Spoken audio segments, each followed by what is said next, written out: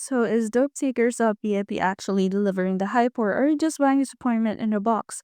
Let's dig into what real buyers are saying and whether you should trust this site. Quick disclaimer before we begin, everything in this video is based on public information and personal opinion.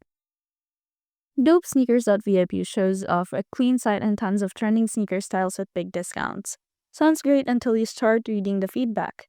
Many buyers claim never receiving their orders or getting the wrong sizes or knockoffs. While the site has some positive looking reviews, they feel a little too polished and some buyers say communication at the site is almost non-existent. Trustpilot doesn't show an overwhelming number of rating and what's there leans negative, flagging issues like they're checking info, fake shoes, or no delivery at all. It's not looking good. While it might not be a full-on scam, there are enough red flags to steer clear, especially when it comes to expensive shoes. You're better off buying from trusted retailers or resale platforms with buyer protection. Try Dope Sneakers yourself.